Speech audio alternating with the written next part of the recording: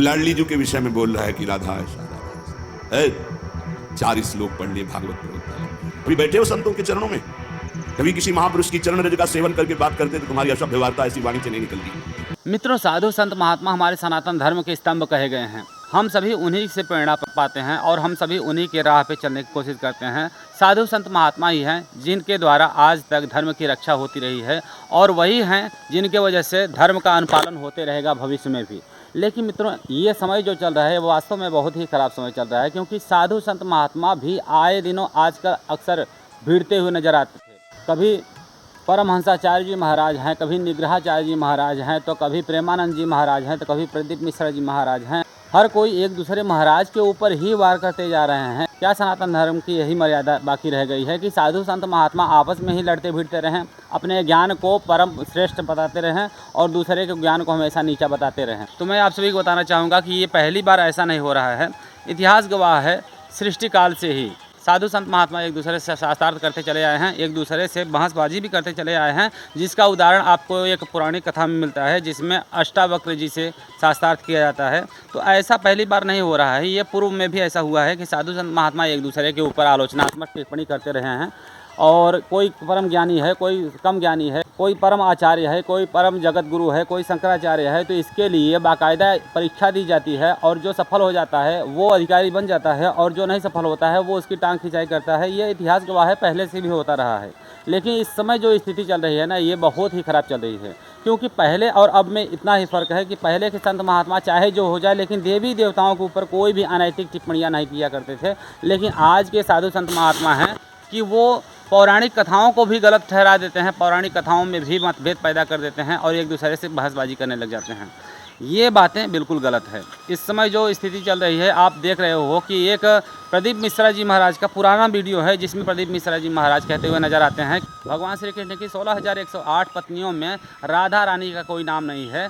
और साथ ही उन्होंने कहा कि राधा जी बरसाने की नहीं थी, वो रावल गांव की थी। इस बात पे काफ़ी बहसबाजी हो रही है और जिसमें कि हमारे वृंदावन के महाराज जी जो प्रेमानंद जी महाराज हैं वो काफ़ी ज़्यादा लाल पीले हो गए हैं और बहुत ज़्यादा भड़क रहे हैं प्रदीप मिश्रा जी महाराज को। मैं आप सभी को बताना चाहूँगा मित्रों कि प्रदीप मिश्रा जी महाराज साधारण व्यक्ति तो नहीं हैं।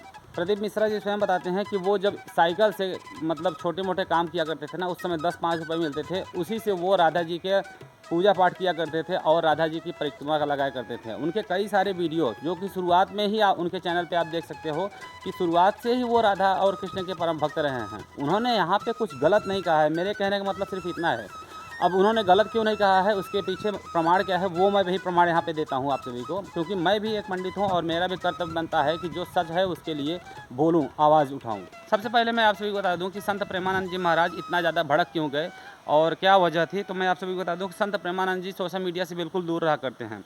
उनके अनुयायी कहें या फिर उनके जो सेवादार हैं, भक्त हैं, वही लोग इन चीज़ों पे ध्यान दिया करते हैं और जो गुरुदेव महाराज को बताते हैं या फिर डायरेक्ट दिखा देते हैं वही गुरुदेव महाराज को पता चल जाता है। और चूँकि गुरु, माता पिता और भगवान के ऊपर अगर आलोचनात्मक टिप्पणी कोई करे तो वो बर्दाश्त के काबिल नहीं होता है। इसीलिए संत प्रेमानंद जी महाराज ने प्रत्युत्तर करते हुए काफ़ी ज़्यादा भड़के हैं, मतलब संत प्रदीप मिश्रा जी महाराज को।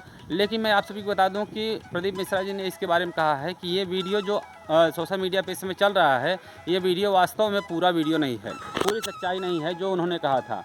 उन्होंने एक दूसरी वीडियो जारी करके बताया हुआ है और उसी में ये चीज़ कहा है कि लोगों ने पूरी वीडियो सच नहीं सुनी है। थोड़ा सा ये क्लिप सुन लेते हैं, उसके बाद बात करते हैं। जो अपशब्द कहने वाले हैं कि आपने राधा जी के लिए कह दिया कि उनका विवाह अरण्य गोश से हुआ और आपने बोल दिया कि उनके साथ जटिला और कुटिला का चरित्र का वर्णन कर दिया। आपने कहा कि राधा जी का विवाह, आपने पूरी वीडियो सुनी ही नहीं। जो वीडियो काट कर चलाई गई है वो वीडियो 14 साल पहले की है और 14 वर्ष पहले जो कथा हमने कमलापुर में कही थी उस कमलापुर की पूरी कथा निकाल कर सुनना। उसमें हमने राधा जी का विवाह भगवान कृष्ण के साथ भी वर्णन किया है कि ब्रह्मा जी की पूरी कथा सुनिए कि ब्रह्मा जी को जब श्राप लगा तो ब्रह्मदेव ने द्वापर में नारद जी के कहने पर भांडेर वन में जाकर राधा जी और कृष्ण भगवान का विवाह करा। पर उस विवाह को केवल ब्रह्मा जी जानते हैं, उस विवाह को केवल नारद जी जानते हैं, उस विवाह को केवल राधा जी जानती हैं, उस विवाह को केवल कृष्ण जानते हैं। इसके सिवा इस विवाह को कोई नहीं जानता। परंतु राधा जी का जब विवाह हुआ तो हमने उसका वर्णन किया कि वो अरण्य घोष के साथ में हुआ। अब एक नज़र बात कर लेते हैं। जब संत प्रदीप मिश्रा जी ने कहा था कि राधा जी कृष्ण भगवान की 16,108 रानियों में उनका नाम नहीं है और राधा जी के पतियों में भगवान श्री कृष्ण का नाम नहीं है, तो क्या इसमें सच्चाई है?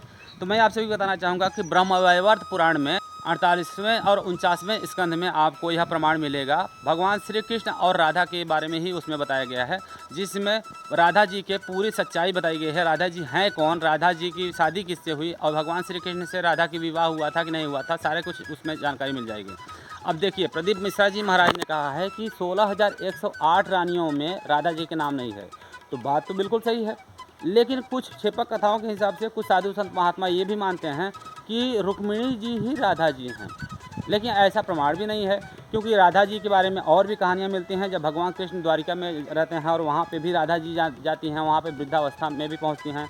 रही बात अनय घोष की, राधा के पति की अनय घोष की पौराणिक कथाओं में जिक्र भी मिलती है, क्योंकि जब कृष्ण और राधा का प्रेम था तो उस समय राधा जी का विवाह नहीं हुआ था। ऐसा शास्त्रों में प्रमाण मिलता है कि राधा जी का विवाह नहीं हुआ था और उस समय राधा भगवान श्री कृष्ण से अनन्य प्रेम करती थी। और ब्रह्मवैवर्त पुराण के 48वें स्कंद में ही लिखा गया है कि भिंडी या भीड़ी करके ऐसे कोई एक स्थान है जहाँ पे भगवान श्री कृष्ण के बाबा नंद बाबा जो है उन्हें लेकर के जाते थे और वहाँ पे राधिका जी आती थी और राधिका जी से भगवान श्री कृष्ण का बचपन में ही प्रेम हो गया था। और वहीं पे एक दिन की बात है जब ब्रह्मा जी और नारद जी के रहते हुए अचानक से वहाँ पे एक ऊर्जा प्रकट होती है और वो राधा जी होती हैं। राधा जी और भगवान श्री कृष्ण का एक दूसरे से विवाह होता है बाकायदा, इसका शास्त्रों में प्रमाण है। आप देख लेना 48वें स्कंध में ब्रह्मवैवर्त पुराण में, वहाँ पे राधा स्वयं माता लक्ष्मी के स्वरूप में हो जाती हैं और भगवान श्री कृष्ण विष्णु भगवान के स्वरूप में हो जाते हैं। वहाँ पे ब्रह्मा जी के द्वारा नारद जी के मौजूदगी में भगवान श्री कृष्ण और राधा जी की शादी भी होती है। उस समय राधा जी का विवाह नहीं हुआ होता है अनय घोष से, तो भगवान श्री कृष्ण और राधा पति पत्नी भी हो जाते हैं। लेकिन इस बात को दुनिया नहीं जानती, इस बात को केवल ब्रह्मा जी नारद जी ही जानते हैं और भगवान श्री कृष्ण राधा ही जानते हैं। तो दुनिया नहीं जानती है इस बात को। दुनिया कहती है कि राधा जी केवल प्रेमिका थी, नहीं, राधा जी उनकी पत्नी थी। ऐसा प्रमाण है ब्रह्मवैवर्त पुराण में, आप देख लेना। और इसीलिए लोगों ने विरोध किया है संत प्रदीप मिश्रा जी महाराज का। लेकिन संत प्रदीप मिश्रा जी महाराज के बात को नहीं समझा। उन्होंने कहा कि 16,108 रानियों में राधा जी के नाम नहीं है, राधा जी पत्नी हैं। ये तो वो स्वयं बोलते हैं, प्रदीप मिश्रा जी महाराज भी बोलते हैं कि राधा जी भी भगवान श्री कृष्ण की पत्नी हैं। वो खुद कहते हैं कि ब्रह्मा जी और नारद जी की मौजूदगी में शादी हुई थी उनकी।